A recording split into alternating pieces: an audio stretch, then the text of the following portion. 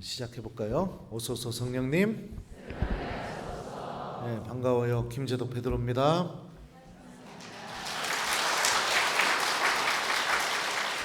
우리 나성철 세례자 요한 신부님하고 미사 드리고 싶은데 제가 뺏어가서 미안합니다. 네, 그래요. 그 신부님하고 로마에서 유학생활 같이 했어요. 그래서 아주 추억도 많고, 그리고 또 아주 신부님하고도 가까운 선배입니다, 제가. 그래서 제가 신부님하고 제가 여기 직산 성당 오기 전에 신부님하고 제 사정에서 잠깐 담소를 나눴는데, 제가 물어봤어요. 특강을 가서 형이 어떻게 해줄까? 뒤지게 혼낼까? 아니면은 위로를 해줄까? 어떻게 해줄까? 그랬더니 라신부님이 뭐라고 대답할게요? 예? 위로해 주래요. 그래서 내가 그 얘기 들으면서 아이고, 자기 신자들 사랑하는구만, 이렇게 좀 생각이 들어서 알았어, 내가 위로해 주고 올게, 그러고 왔는데, 이게 저도 모릅니다. 이제 성령께서 저를 통해서 말씀하실 것이니까 이게 위로가 될지 아니면 마음이 뜨끔뜨끔하게 될지 잘 몰라요. 근데 하여튼 하느님께서 여러분들에게 들려주시는 말씀에 귀를 기울여 봤으면 좋겠습니다. 오늘 복음 말씀 길었는데 잘 들으셨어요? 네, 다행이에요. 태어나면서부터 눈머니가 오늘 복음에 등장합니다. 그죠? 그리고 이 눈머니에 대한 사람들의 인식이 어떻냐면요, 제일 먼저 예수님의 제자들도 예수님께 이렇게 물어봐요. 스승님, 누가 죄를 지었기에 저희가 눈먼 사람으로 태어났습니까? 저 사람입니까? 그의 부모입니까? 이 태어나면서 눈먼 사람을 어떤 사람으로 인식하고 있어요? 죄인으로 인식하고 있죠. 태생소경을 신문하던 바리사이들도 이렇게 말합니다. 당신은 완전히 죄 중에 태어났으면서 우리를 가르치려고 드는 것이요. 바리사이들도 태생소경을 어떤 사람으로 인식하고 있어요? 죄인으로 인식하고 있어요. 이게 전형적인 유다인들의 사고방식이에요. 장애가 있거나 병이 있거나 이러면은 큰 죄를 저질러서 저렇게 된 거다, 이렇게 생각했어요, 그때 당시. 그런데 모두가 죄인이라고 생각하는 이 사람을 예수님은 이렇게 말합니다. 저 사람이 죄를 지은 것도 아니고 그의 부모가 죄를 지은 것도 아니다. 하느님의 일이 저 사람에게서 드러나려고 그리 된 것이다. 예수님에게 죄인들은요, 어떤 사람들이냐면 하느님의 일이 드러날 사람들입니다. 예수님에게 병자들과 장애인들은 어떤 사람들이냐? 하느님의 일이 드러날 사람들이에요. 이게 죄인을 바라보는 하느님의 시선입니다. 죄는 참 신기해요. 내가 가지고 있고 드러내지 않고 하느님께 고백하지 않으면 내 안에서 놀라운 힘을 일으킵니다. 첫 번째로 일으키는 게 뭐냐?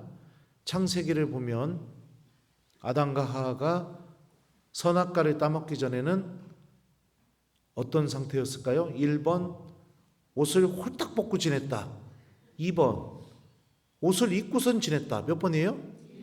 근데 선악과를 먹고 난 뒤에는 어떤 일이 벌어졌을까요? 1번, 옷을 홀딱 벗고 지냈다. 2번, 옷을 만들어서 입었다. 몇 번이에요? 네, 그러면 여러분들 생각해 봅시다. 여러분들 살아오면서 지금까지 홀딱 벗은 모습을 누구한테 보여줬습니까? 네, 대답 잘해야 돼요. 네, 목욕탕 빼고. 네. 내가 알몸을 보여줬던 사람들은 공통점이 있습니다. 내가 정말로 사랑하는 사람들에게 보여줬을 겁니다. 정상적이라면. 사람은 그래요. 정말 사랑하면 사랑하는 이에게 마지막으로 보여주는 게 자신의 알몸입니다. 알몸을 보여주면서 지내는 관계였는데 누구랑? 하느님하고. 죄를 저지르니까 알몸을 보여주기가 싫어졌어요. 누구에게? 하느님에게. 뭐가 사라진 거예요? 하느님에 대한 사랑이 사라진 거죠. 죄는 이런 힘을 갖고 있어요. 그리고 어떡합니까? 나무 사이에 숨게 되죠. 그런 것처럼 죄는요, 계속해서 숨게 만듭니다. 큰 죄일수록 숨기고 숨깁니다. 그게 죄가 갖고 있는 힘이에요. 그 악마는 이거를 잘 노려요. 숨기게. 언제요? 고해성사 볼 때. 그래서 횡설수설하게 만듭니다. 분명한 건 이겁니다. 주님, 제가 주일 미사와 다른 것을 바꾸어 버렸습니다. 이게 잘못한 거예요. 그런데 어떻게 해요? 횡설수설합니다. 애를 키우는데 뭐 어쩔 수 없이 뭐 그게 거기 가가지고서 봐줄 수밖에 없었고 막 이렇게 얘기를 해요. 주님, 제가 욕심이 과해서 도둑질을 했습니다. 이게 본질이에요. 근데 어떻게 해요? 제가 식당에서 일하는데 아니 이거 식자재 이거 주인이 별로 중요하게 여기는 것 같지도 않고 뭐 놔두면은 며칠 지나면 상할 것 같고 이거 어떻게 해야 되나 그렇게 막 고민을 하다가 그냥 가져와시오 신부님. 계속 숨기려고 해요. 사제를 설득시키려고 해요. 내가 이 죄를 저지를 수밖에 없었습니다 신부님. 신부님 입에서 그 얘기가 나오게 만들어요. 아이고 그러면 어쩔 수 없이 그럴 수밖에 없었네요. 내 말이 그 말이오 신부님. 악마한테 지배당하고 있는 거예요. 고해소에서. 여러분들 나무 그늘 속에서 못 나오게 만들려고. 왜요? 그렇게 고백하면 어떤 일이 벌어져요? 그 죄 또 저지르거든요. 뉘우침도 없고 반성도 없고. 마귀 우두머리의 이름이 베엘제불입니다. 베엘제불. 이 말의 뜻이 무슨 뜻이냐면 이거 알려주는 신분이 거의 없을 겁니다. 파리떼들의 주님이란 뜻이에요. 마귀들 중에 우두머리, 대장이 갖고 있는 힘이 무엇이냐? 파리떼들이 주님으로 섬기게 하는 그 힘을 갖고 있다는 거예요. 파리가 어디 앉아요? 더러운 데 앉죠. 음식 상한 데 앉죠. 그리고 뭐가 나타나면 어떡합니까? 거기서 확 날르죠. 그 더러운 데서 떨어져 나가죠. 그리고 확 나타난 게 사라지면 어떻게 돼요? 원래 앉았던 더러운 데 앉죠. 그래서 고해소에서 험담했다고 고백하고 하느님에게 용서를 받죠. 세상에서 가장 깨끗한 사람이 돼서 고해소 밖으로 나가죠. 그리고 나서 미사 끝나고 점심 먹고 카페 가서 차 마시면서 다시 험담해요. 원래 앉아있던 자리로 돌아온다고요. 이게 악마가 갖고 있는 힘입니다. 기도 별로 안 했다고 고해소에서 고백해요.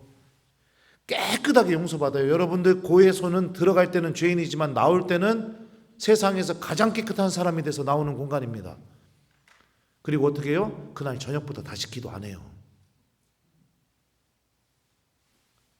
죄는 이런 힘을 갖고 있어요. 근데 자꾸 얘기가 딴 쪽으로 새려고 해요. 지금의 고해성사가 주제가 아닌데 오늘 복음 가지고 특강할 건데요. 근데 중요한 건 뭐냐면은 이 죄를 예수님께 가지고 가게 되면 어떤 일이 벌어지게 되느냐?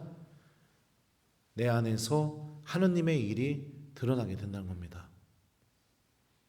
오늘 태생소경에게서 드러난 하느님의 일이 무엇일까요? 복음을 천천히 읽어보시면 아시겠지만 태생소경은 예수님에 대한 인식이 확장이 되게 됩니다. 처음에는 예수님이 어떤 분이시냐, 내 눈을 뜨게 해주신 분으로 인식을 해요. 그러다가 바리사이들하고 토론하다 보니까 예수님에 대해서 뭐라고 증언하냐면 그분은 예언자십니다. 이렇게 얘기해요. 그리고 나서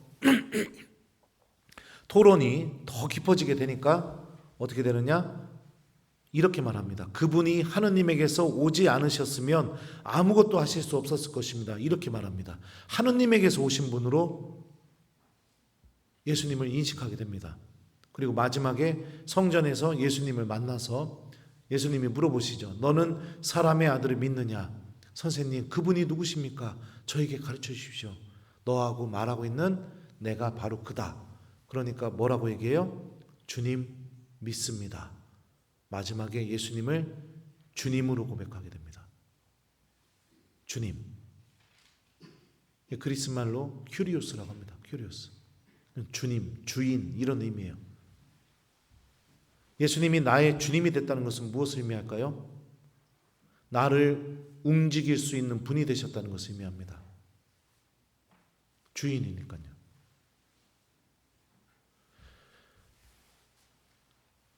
앞을 못 받고 어둠 속에서 살고 있던 이가 예수님을 만나서 육적인 눈만 뜨게 된 것이 아니라 영적인 눈까지 뜨여서 예수님을 주님으로 고백하게 되고 예수님에 대한 알미 충만해지는 일이 벌어지게 됩니다. 이게 왜 중요하냐? 요한복음 1장에 보게 되면요, 요한복음서 저자는 복음서를 시작하면서부터 이렇게 말합니다. 그분께서 당신을 받아들이는 이들, 당신의 이름을 믿는 모든 이에게 하나님의 자녀가 되는 권한을 주셨다. 이렇게 얘기합니다. 예수님을 주님으로 고백하게 된다는 것은 이 사람이 구원으로 걸어 나갔다는 것을 의미해요.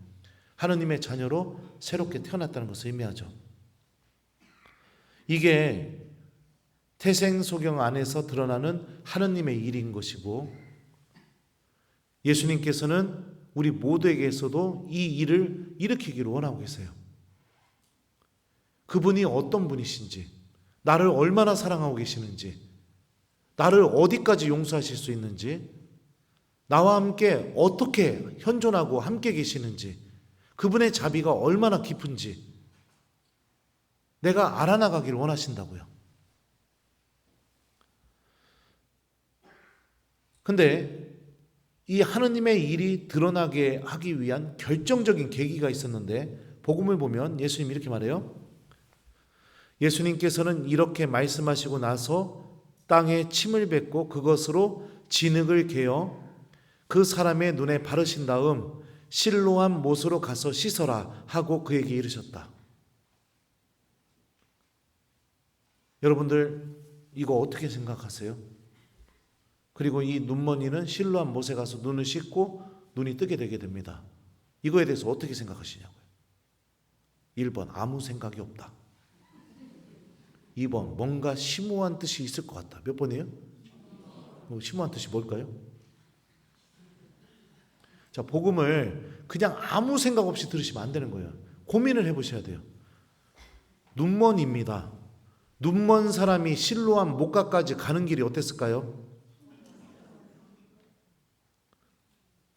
실로암 못으로 가는 길은 크게 두 가지가 있습니다. 지금 예루살렘 가보신 분들은 아실 겁니다.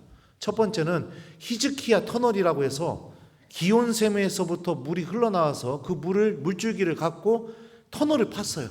그래서 이 도시 밑으로 수로를 판 거죠. 그래가지고 그 물이 고이는 데가 실로암 못입니다. 그러면은 그 수로 안으로 들어가서 눈머니가 허우적거리면서 물에 빠져 죽을지도 모르는데 그러면서 그 실로암 못까지 가는 방법이 있습니다. 두 번째는 길을 걸어가지고선 돌아서 실로암 못으로 내려가는 길이 있는데 지금도 가보게 되면요, 이 실로암 못으로 내려가는 길은요 계단이 무지장 많아요. 이따가 미사 끝나고 전부 다 눈 감고 한번 내려가 보세요. 어떤 일이 벌어질까요? 넘어지고 깨지고. 근데 누가 아이고 내가 데려다 줄게 하고서 손 붙잡고 데려다 줬을까요? 이 사람 그지인데 구걸하더니라고 얘기하잖아요. 그 그지 손을 붙잡고 친절하게 아우 여기 돌 있어, 여기 계단이야 이러면서 누가 데려다 줬을까요? 그럴 가능성이 매우 낮죠. 그러면은 그 길로 가는 길에 눈에다가 흙 발라주고선 실로암 못을 가서 씻으라고 하는데 여러분들은 어떻게 하시겠습니까? 너무나 힘들잖아요. 힘들고 어렵잖아요. 근데 눈에다가 흙 발라줬는데 이거 씻으라는데 어떡할 거예요? 그냥 뭔 못 가요. 그냥 아이고 말어. 이럴 수 있는 가능성도 굉장히 높았을 겁니다. 그런데도 넘어지고 무릎팍 깨지고 굴르고 막 어딘지도 모르고 막 더듬더듬해서 막 그래가지고서 실로 목까지 가서 눈을 씻습니다. 예수님 말씀대로. 무엇 때문에? 뭐 때문에요? 무엇에 대한? 예수님 말씀에 대한 믿음. 이게 전제되어 있어야 돼요. 하느님의 일이 내 안에서 드러나려면 어떻게 되느냐? 하느님 말씀에 대한 믿음. 이게 전제되어 있어야 된다고요. 때로는 예수님 말씀이 아프고 힘들게 다가올 수도 있어요. 불가능해 보일 수도 있어요. 마치 눈머니가 실로한 목각까지 걸어가는 게 불가능해 보이는 것처럼. 이거는 나에게 도저히 어려운 말씀이라 내가 외면하고 싶을 수도 있어요. 근데 지금까지 나의 신앙생활이 언제나 그렇게 했으니까 내 안에서 하느님의 일이 드러나지 않는 거죠. 복음을 기억하십니까? 그 기억한 복음이 여러분들을 움직이십니까? 그래서 자존심 굽히고 무릎을 꿇게 만듭니까? 여러분들 주머니에서 손을 꺼내서 다른 이에게 주게 만듭니까? 나에게 상처 준 그에게 가서 먼저 미안하다고 그렇게 말하게 만듭니까? 기도하지 않고 있는 나의 영혼의 모습을 보면서 복음 말씀이 생각나서 이 성전으로 발걸음이 오게 만듭니까? 물어보는 거예요. 혼내는 게 아니라. 물어보는 거라고요. 아니면 이런 거는 하나도 되지 않고 그냥 주일 미사 한 대 띡. 그리고선 교우들하고 점심. 뭐 본당에서 일 있다고 하면 같이 모여가지고 막 열심히 봉사하고. 그리고선 끝. 근데 기도는 안 해요. 집에 가서. 혹시 그런 식에 빠져 있는 거 아닙니까? 오늘 참 신기한 게 뭐냐면은 태생소경에게 하느님의 일이 드러나면서, 그러니까 그가 영적으로 눈이 뜨여서 예수님이 메시아, 구세주, 나의 주님, 나를 구원하실 분으로 알아나가는 과정 속에 그를 신문하였던 바리사이들은 철저하게 어둠 속에 있다는 게 드러나게 돼요. 그들은 예수님이 어디에서 온 사람인지 전혀 모릅니다. 기적을 체험한 사람이 눈앞에서 증언을 하고 있는데도요. 주변 사람들도 그의 부모까지도 원래 태어나면서부터 눈먼이었다고, 근데 지금 앞을 본다고 이 증언을 해주고 있는데도 예수님이 어디에서 왔는지 몰라요. 전혀 모릅니다. 그리고 어떻게 얘기해요? 예수님에 대해서 그 자는 죄인임이 틀림없어 이렇게 얘기합니다. 단죄예요. 단죄, 심판, 단죄. 근데 이 바리사이들 어떤 사람들이었을까요? 계명을 철저하게 지켰던 사람들이에요. 오늘로 따지면 이렇게 말하는 사람이랑 똑같아요. 신부님, 주일 미사 한 번도 빠진 적 없이요. 집에서 아침 기도, 저녁 기도 한 번도 빼먹은 적도 없이요. 저는요, 단식도 한 번도 빼먹은 적도 없고 금욕도 다 지켰시오. 판공성사도 표 나오면 꼭 했시오. 이렇게 얘기하는 거랑 똑같다고요.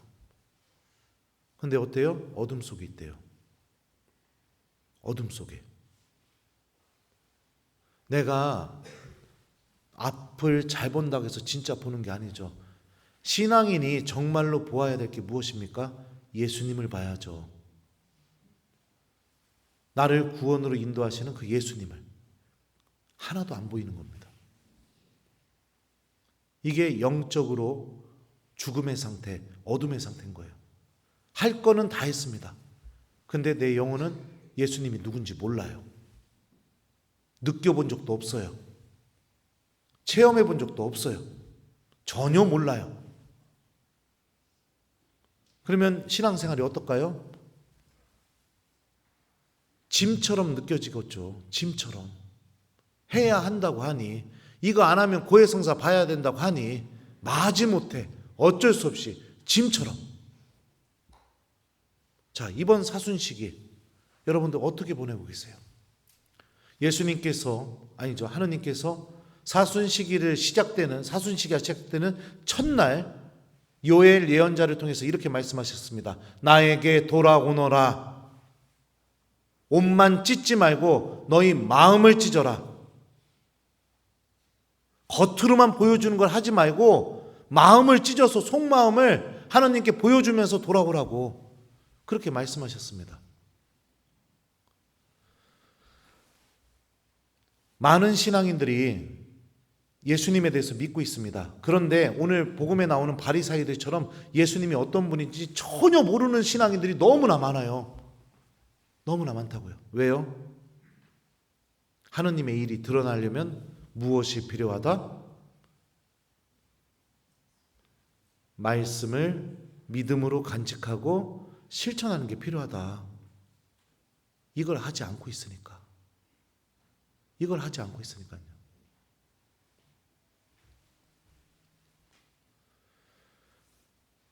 나는 신앙생활 10년 이상 해봤습니다. 손 들어봐요. 신부님, 전 세례 받은 지 10년 되시오. 10년 이상이요. 여기는 그럼 다 10년 이하요? 네? 네. 자, 난 20년 됐다. 좋아요. 난 30년 됐다. 맞네요. 40년, 50년, 60년. 야, 좋습니다. 여기 우리 직산성당 교우들 얘기하는 거 아니에요?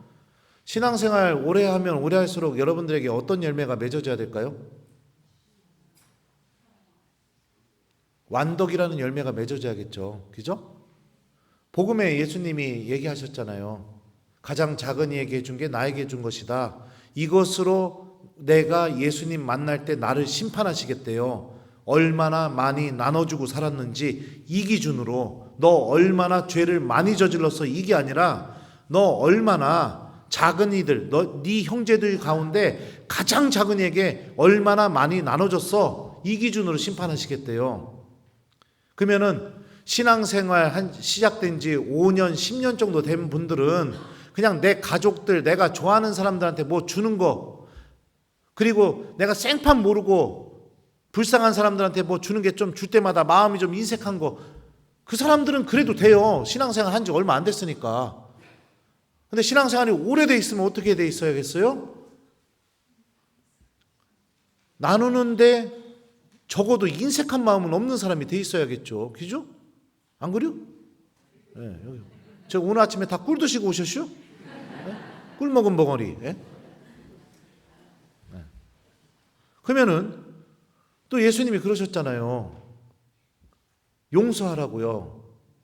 너희가 먼저 용서해야 하늘에 계신 내 아버지께서도 용서하실 거라고요. 그럼 신앙생활 시작된 지 뭐 5년, 10년 된 사람은 나 상처받았으니까 나도 그럼 저 사람하고 말 안 해. 이래고 지내도 괜찮아요. 왜냐하면 신앙생활 한 지가 얼마 안 됐으니까. 그럼 50년, 60년 됐으면 어떻게 해야 되겠어요? 용서하는 게 여전히 어렵지만 그래도 용서하는 사람이 돼야겠죠. 나 저 사람 절대 용서 못해. 이런 말 하는 사람이 돼서는 안 되겠죠. 왜요? 얼마 안 있으면 나는 누구를 만나요? 죽어서 하느님을 만날 거니까. 바오로 사도가 그랬죠. 천국에 대해서. 이렇게 하여 우리는 늘 주님과 함께 있을 것입니다.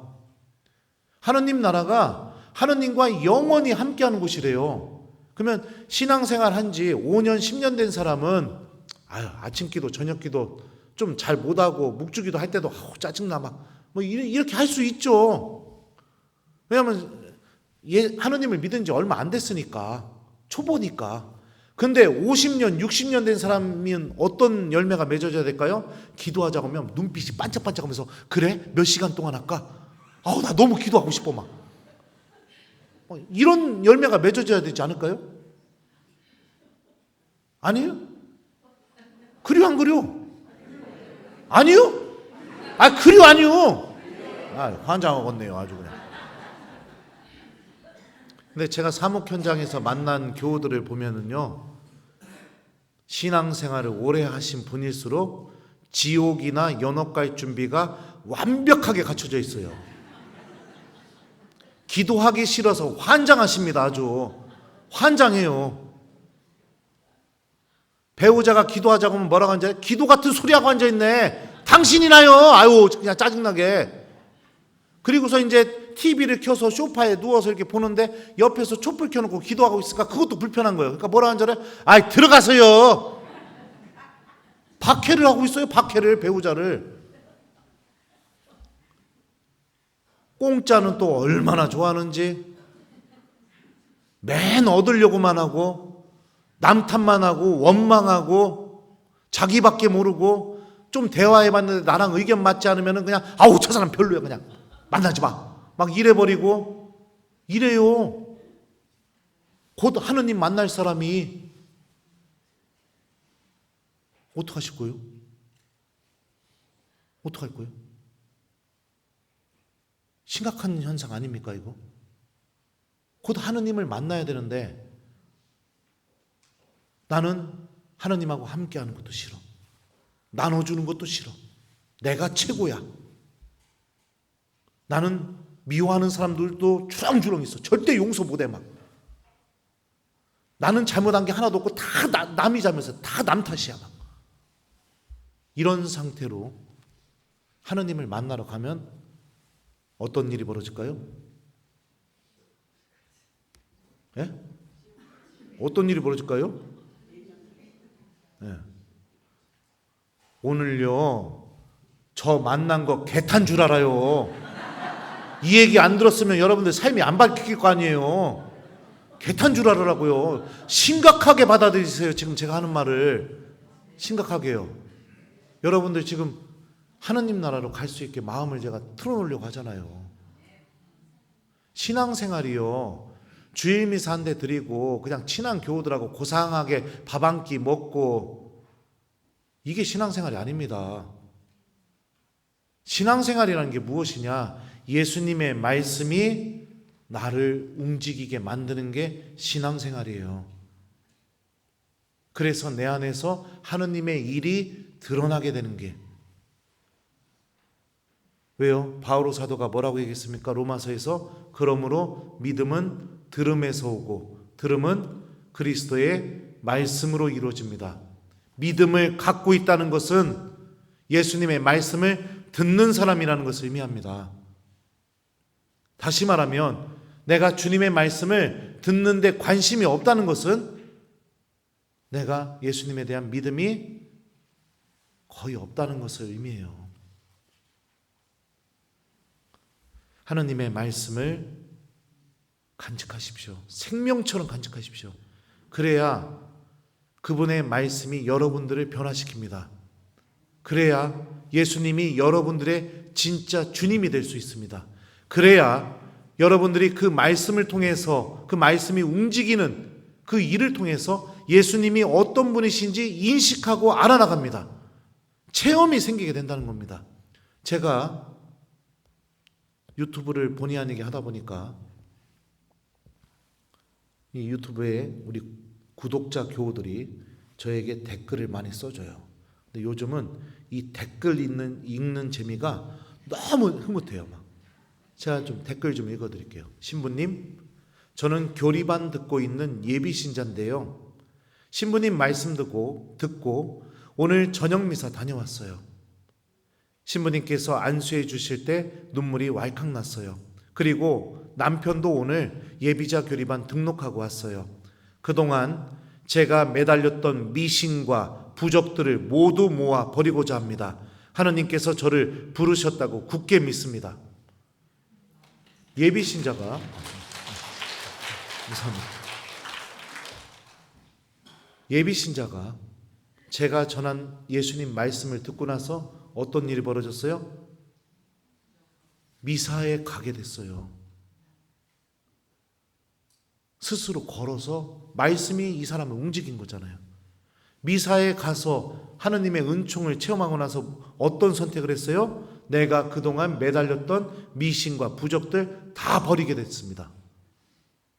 하느님의 일이 드러나고 있는 거죠. 성경은 이런 사람을 두고 뭐라고 부르느냐? 신앙인이라고 부릅니다. 믿음을 갖고 있는 사람. 또 읽어드리겠습니다. 신부님 감사합니다. 신부님 유튜브로 새로 나고 있는 자매입니다. 저는 견진도 받고 영세 받은 지 27년이 되었는데 신부님의 방송을 보기 1년 전까지는 냉담을 8년이나 해오고 있었습니다. 신부님께서 전해주시는 주님의 말씀을 열심히 듣다 보니 제 안에 성령님께서 숨쉬기 시작하신 것 같습니다. 하나님을 사랑하고 감사하는 마음이 저를 새로운 사람으로 변화시켜 평일 미사도 열심히 나가고 성체조배 시간이 참 행복한데 그래도 항상 부족해서 공부해야 하고 노력해야 할 게 많은데 그때마다 주님께서 신부님을 통해 저에게 답을 주십니다. 주님의 은총으로 저는 독서봉사와 제대도 행복한 마음으로 차리고 또 저희 뿌레시듐에서는 저를 엄청 사랑해 주십니다. 나머지 내용은 저를 너무 칭찬하는 내용이라 못 읽어요. 부끄러워서. 냉담하고 있었는데 8년 동안 제가 전하는 예수님 말씀을 듣고 냉담을 풀고 평일 미사에 나가게 되고 그러다가 어떻게 됐어요? 성체조배까지 하게 되고 그런 다음에요 제대봉사하게 되고 독서봉사하게 되고 하느님의 일이 드러나고 있는 거죠. 또 읽어드릴게요. 사랑하는 베드로 신부님, 제가 작년에 신심미사를 봉헌하기로 하였는데 어느 순간부터 하루 일당 생각에 첫 토요일 미사를 버렸습니다.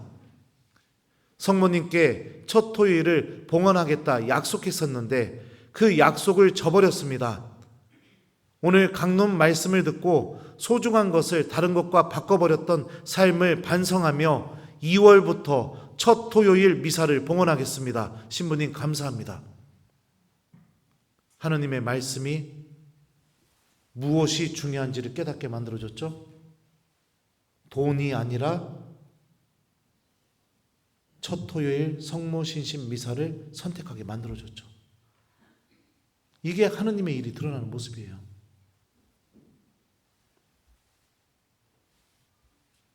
또 읽어줄게요. 재미쇼? 별로요? 그만할까요? 네? 김재덕 신부님 덕분에 성체조배의 기쁨을 알게 되었어요. 아무도 없는 성전에서 성체 앞에 앉아 하느님과 대화하는 시간이 얼마나 큰 기쁨을 주는지, 하느님께서 저를 얼마나 사랑하시는지를요, 자꾸자꾸 하느님이 보고 싶어 성체 앞에 앉고 싶어집니다. 나머지 내용은 저를 또 너무 칭찬하는 내용이에요. 복음을 들으니 성체조배를 해봐야겠다 이런 마음이 들어서 성체조배를 하니까 또 하고 싶고 또 하고 싶고 또 하고 싶고 이런 일이 벌어지게 되죠. 막 지금 읽어줄 댓글 막 넘쳐나요. 막 말씀을 버리지 마십시오. 여러분들이 예수님의 말씀을 버리는 순간 어떤 일이 벌어지느냐, 계명을 다 지켰어도, 교회가 얘기하는 규정을 다 지켰어도 어둠 속에서 살아갈 가능성이 굉장히 높습니다. 굉장히 겉으로 볼 때는 열심한 신앙인처럼 보이지만 누구보다도 불행한 신앙이 될 가능성이 굉장히 높습니다. 본인 자신은 알 겁니다. 제가 지금 하는 말에 내가 어떤 사람인지, 내 영혼이 지금 어둠 속에 있는지 빛에 있는지 겉으로는 드러내지 않아요. 하지만 내면 안에서부터는 알 겁니다. 하느님의 말씀을 기억하세요. 그래야 하느님의 일이 드러나게 됩니다. 하느님의 일이요. 아무리 어려운 말씀이라 하더라도, 아무리 힘든 말씀이라 하더라도, 태생소경이 실로암 목가까지 걸어가면서 넘어지고 구르고 무릎 깨지고 그러면서도 예수님의 말씀을 간직하고 목가에 가서 그분의 말씀 그대로 그 물로 눈을 씻었던 것처럼 우리에게도 이런 용기가 필요합니다. 그래서 지금 원성동 성당 교우들은 5년째 뭐를 하고 있느냐? 미사 끝나고 나면 우리 본당은 그래요. 들어올 때는 마음대로 들어올 수 있지만 나갈 때는 절대 마음대로 집에 못 가요. 왜 그러느냐? 성당 문 앞에서 본당 신부님이 서서 나오는 교우들 한 사람 한 사람을 붙잡고 자매님 오늘 미사 때 들은 복음 말씀이 뭐였죠? 물어봐요. 대답을 안 하면 집에 못 가요. 성전에 다시 올라와서 그거 읽고 다시 복음 읽고 다시 내려가야 돼요. 하느님 말씀을 붙들고 가라고 사제가 몸부림치는 겁니다. 왜 그런지 아십니까? 여러분들 왜 이게 중요한지 아십니까? 예수님께서 씨 뿌리는 자의 비유 이야기를 들려주세요. 어떤 씨앗은 길, 어떤 씨앗은 어디 떨어지죠? 돌밭, 그 다음에요 가시덤불, 그 다음에요 좋은 땅에 떨어지게 됩니다. 그런데 길에 떨어진 씨앗에 대해서 예수님께서 이렇게 말씀해 주십니다. 말씀이 길에 뿌려진 것은 이러한 사람들을 두고 하는 말이다. 그들이 말씀을 들으면 곧바로 사탄이 와서 그들 안에 뿌려진 말씀을 앗아가 버린다.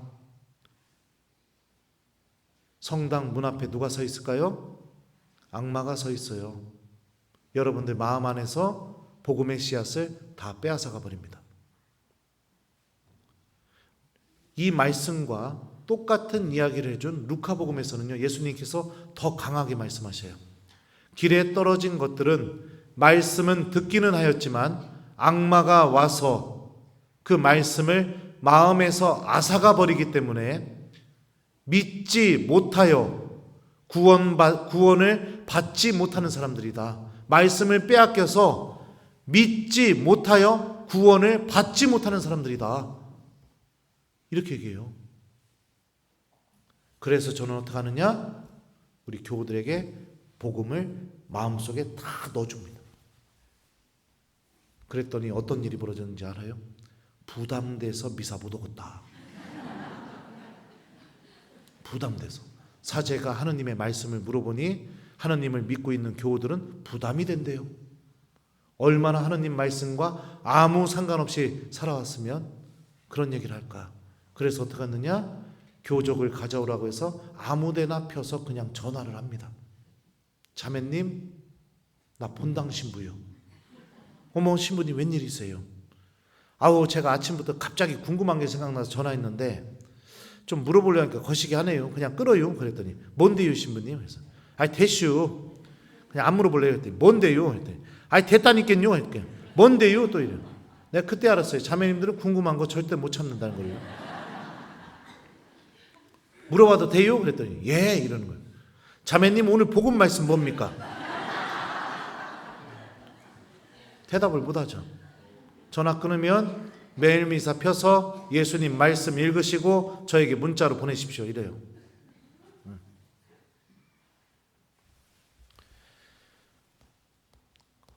그리고 나서 5년이 지났습니다. 어떤 일이 벌어진지 아세요? 복음 말씀을 기억하게 만들었더니 부임한 지 1년도 안 돼서요, 제가 부임했을 때 200명 남치셨습니다. 원성도 성당. 지금 평균 450명 나옵니다. 그리고 부임했을 때 평일 미사 많이 나와야 한 40명 50명 나와요. 지금 120명 나와요. 저는 미사 한 대가 100명 이하로 떨어져 본 적이 5년 동안 단 한 번도 없어요. 그리고 성체조배하는 신자들이 넘쳐납니다. 왜요?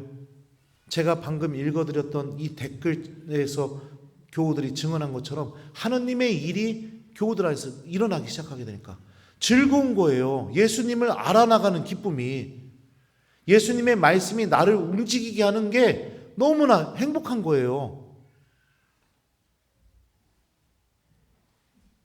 기뻐해요. 우리 본당 교우들 너무너무 기뻐해요. 제 꿈이 뭔지 아세요? 다른 건 모르겠지만 하느님께서 저에게 맡겨주신 제 본당 교우들만큼은 반드시 하느님 나라 다 데리고 가는 게 제 꿈이에요. 그래서 복음 말씀을 기억하게 만듭니다. 왜요? 에페소서에 의하면 바오로 사도가 뭐라고 얘기하느냐? 성령의 칼은 하느님의 말씀입니다. 천주교 신자가 말씀을 버린다는 것은 성령의 칼을 버리는 것과 같습니다. 기준 자체가 사라져버립니다. 머릿속에서. 구원의 기준. 내가 하느님의 자녀구나. 내가 죽은 다음에 하느님을 만나는 사람이구나. 죽음으로 끝나는 게 아니라 영원한 생명이 펼쳐져 있구나. 이거를 다 잊어버리게 돼요. 그럼 어떻게 하느냐? 이 머릿속에 돈, 내 욕심, 자존심, 체면, 자랑하고 싶은 마음, 나밖에 모르는 마음, 이런 게 금세 들어옵니다.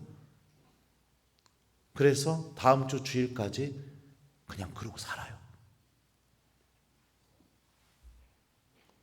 복음을 읽다 보면 여러분들, 마귀 들린 사람이요, 참 신기한 점이 하나 발견돼요.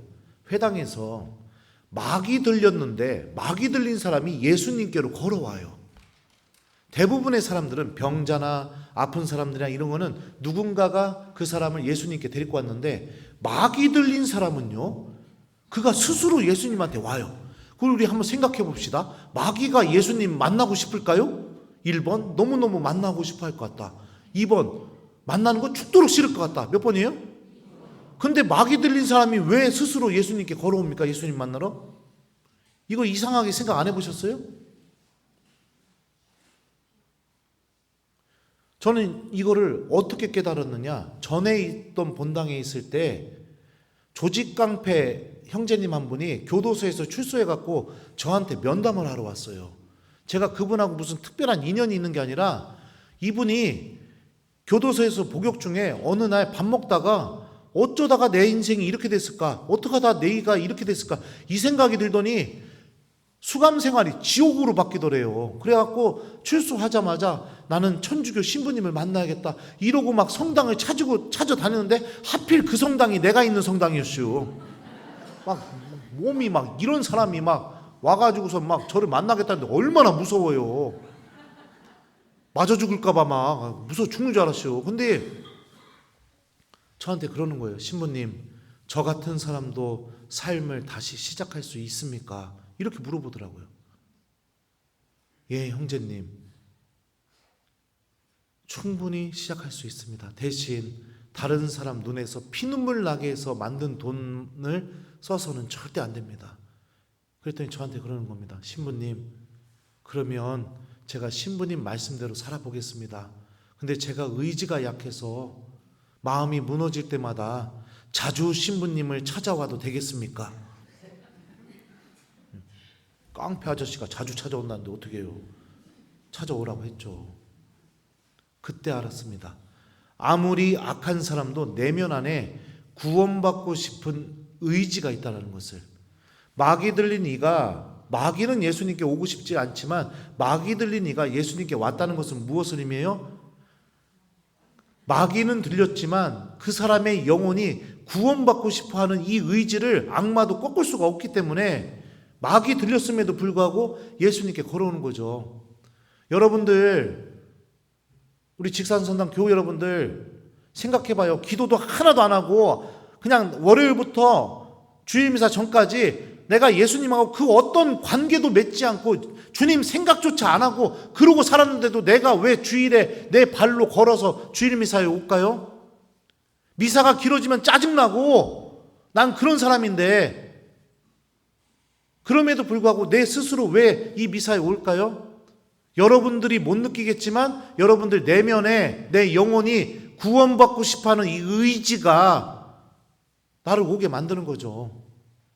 그러면 우리 사순식이 지금까지 어떤 분은 10번 해봤을 것이고, 세례받은 지 10년 됐으면 어떤 분은 30번의 사순시기를 보내봤을 거고, 어떤 분은 한 50번째 사순시기를 보내는 분도 계실 겁니다. 자, 10번, 20번, 30번, 40번, 50번 보냈는데 내가 변화도 없고, 그거 보내면서 판공성사도 하고 하라는 거 다 시키는 거 다 했는데, 주일미사도 안 빠졌었는데, 금육도 지켰고, 금요일날 십자가일도 했었는데, 그럼에도 불구하고 내가 변화도 없고 하느님 체험도 없고 하느님께로 되돌아가는 그런 새로움도 없고, 그렇다면 이번 사순시기도 또 그렇게 보내고 싶은가요? 물어보는 거예요. 또 또 그렇게 반복하고 싶냐고요. 반복하고 싶으면 해요. 근데 내가 좀 곰곰이 생각하면 그러네. 내가 신부님 얘기를 들어보니 진짜 지금까지 그랬네. 이러신 분이 혹시라도 계시다면 한번 좀 내 신앙생활을 변화를 좀 일으키고 싶다면 신부님 구독자들이 댓글 쓴 것처럼 나도 그렇게 신앙의 기쁨을 좀 맛보고 싶다면 하느님이 살아계신 체험을 좀 하고 싶다면 사순식이 4번째 주간을 시작하는 오늘부터라도 태생소경이 했던 것, 그래서 그에게서 하느님의 일이 드러나게 했던 그 결정적인 선택, 하루하루 아침에 일어나면 복음을 펴서, 매일 미사를 펴서 그날 복음을 읽고 말씀 한 구절이라도 내가 기억하려고 밑줄을 좀 거놓던가 아니면 휴대폰 어디다가 써놓던가, 그리고 그날 자주 오늘 복음이 뭐였지? 오늘 복음이 뭐였지? 이러면서 기억하면서, 그리고 만나는 이웃들에게, 배우자에게, 그래 오늘 예수님이 이렇게 말씀하셨으니까 나 한번 실천해 봐야겠다 이러면서 실천하는, 이걸 좀 한번 해보면 어떨까요? 네, 선택은 여러분들이 하시는 겁니다. 내가 좀 진짜 변화된 삶, 나에게서 하느님의 일이 드러나는 이 놀라운 삶, 그 은총이 시작되게 될 겁니다. 저는 신학생 때부터 오늘 라신부가 저보고 특강하라고 한 게 실수예요. 안 끝났어요. 걱정하지 마. 앞으로 1시간 더 할 거예요. 그러니까 그냥 난 죽었다 생각해요. 그냥. 제 동창 신부들이 저한테 뭐라 하는지 알아요? 김재덕 신부는 물에 빠져도 죽을 때까지 입만 둥둥 떠서 입에서 하느님 말씀 나오다 죽을 거라고 그래요.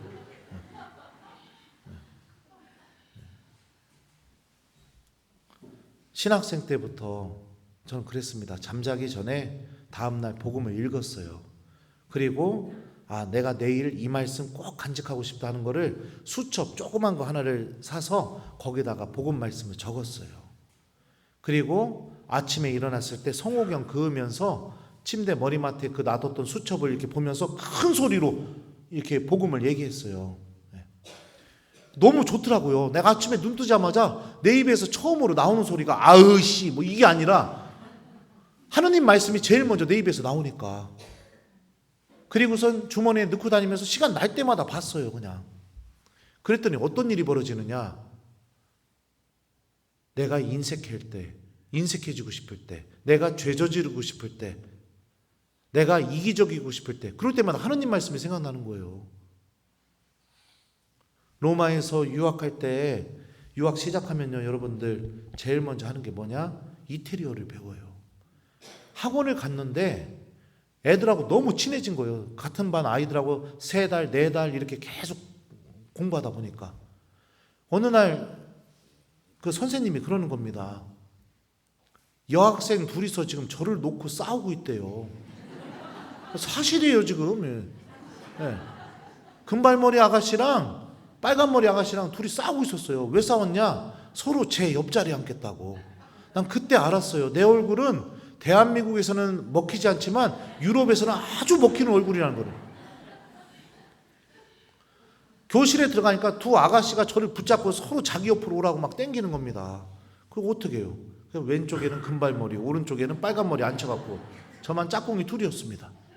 근데 며칠 지난 다음에 그 금발머리 아가씨가 밤 12시에 저한테 전화한 거예요. 참고로 제가 애들한테 신부님이라는 얘기를 안 했거든요. 말을 좀 빨리 배우고 싶어서 친하게 지내면서. 선배들도 그러지 말라고 했고. 아무튼 밤 12시 전화 온 거예요. 자기 클럽에서 놀고 있으니까 오라고. 어떻게 했느냐? 없는 살림에 택시 불러서 갔어요. 늦게 가면 걔 집에 가버릴까 봐. 그래서 한 2시인가 3시까지 그 아가씨랑 막 춤추면서 막 논 거예요. 막 놀고서 이제 그 아가씨 보낸 다음에, 야, 내가 유학 나오니까 야, 유럽 아가씨들하고 이렇게 새벽까지 춤추고 놀고 너무너무 좋다. 너무너무 좋다. 이러고선 밤에 심야버스를 타고 집에 가는데 갑자기 생각하지 않았던 성경 말씀이 생각나는 겁니다. 너 어디에 있느냐? 아담이 죄 저질렀을 때 하느님이 아담에게 하셨던 말씀이죠. 집에 와서 씻는데도 또 성경 말씀이 생각나는 거예요. 너 어디에 있느냐? 자려고 누웠는데 또 생각나는 거예요. 너 어디에 있느냐? 그날 잠을 못 잤어요. 몇 시간 잘 수도 없었지만 하나님한테 너무 미안해서 내가 어디에서 지금 기쁨을 얻고 있지? 이런 생각이 들어서 다음날 어떻게 했느냐? 양복 입고 신부님 옷 입고 가방 메고 학교 갔어요. 그랬더니 애들이 난리가 난 겁니다. 그때 저를 바라보면서 망연자실하던 그 금발머리 아가씨의 눈빛을 아직도 잊을 수가 없어요. 그리고 나서 수업 끝난 다음에 우리 반 학생들 다 초대해가지고 제가 사는 사제 기숙사 경당에서 이태리 말로 같이 미사하고 그리고서 저녁 사주고 집에 보냈어요.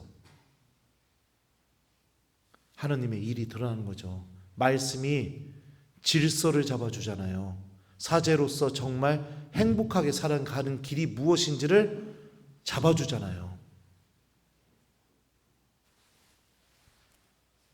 여러분들, 우리 하느님께 돌아가는 사순시기를 보내고 있습니다.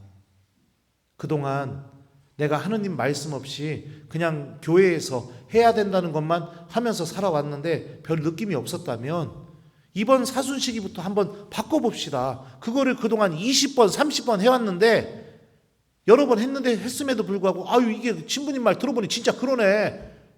내가 뭐 하라는 것만 했지. 진짜 뭐 기도하다가 막 예수님 만난 것 같아서 눈물이 나거나 내 삶이 바뀌거나 진짜 그런 게 하나도 없네. 혹시라도 그런 분이 계시다면 오늘부터라도 제가 알려드린 거예요. 복음 말씀을 기억하는 연습을 해보세요. 그 말씀이 여러분들의 고집을 무너뜨릴 것이고요. 그 말씀이 여러분들의 인색함을 무너뜨릴 거고요. 그 말씀이 여러분들의 자존심도 무너뜨릴 거고요. 그 말씀이 여러분들의 모든 것을 무너뜨릴 겁니다. 그리고 구원을 얻기 위한 하느님의 은총을 충만히 받는 길이 무엇인지를 알려줄 겁니다. 그래서 나중에 예수님을 만날 때는 벌벌벌벌 떨면서 난 평생 기도 안 했는데 어떡하지? 어떡하지? 벌벌벌벌 떨면서 나는 그냥 뭐 나눠본 적이 없는데 어떡하지? 어떡하지? 그렇게 주님을 만나는 것이 아니라 주님을 너무나 기쁘게 만날 수 있게 도와줄 겁니다. 오늘 저 만난 거 개탄 줄 아세요. 이 얘기 해주는 신부가 누가 있어요. 여러분들의 삶이 이제 어둠에서 빛으로 전연적으로 완전히 돌아서게 되는 계기가 될 겁니다. 어떤 이에게는. 하지만 어떤 이에게는 이 말을 들었음에도 불구하고 변화도 없고 나가자마자 아우 그 신부 말 겁나 많네 이러고 말 겁니다. 선택은 여러분들이 하십시오. 저는 여러분들이 빛으로 나아갈 수 있는 선택을 할 수 있도록 이 미사 때 온 마음을 다해서 주님께 도움을 청하면서 미사를 봉헌할 겁니다. 끝난 줄 알았죠? 그래요. 나도 배고프니까 그만할게요. 네. 은총의 사순식이 되셨으면 좋겠고 여러분들도 태생소경처럼 빛으로 걸어나가는 하나님의 자녀가 되기를 바랍니다. 부족한 강의 들으셔서 감사합니다.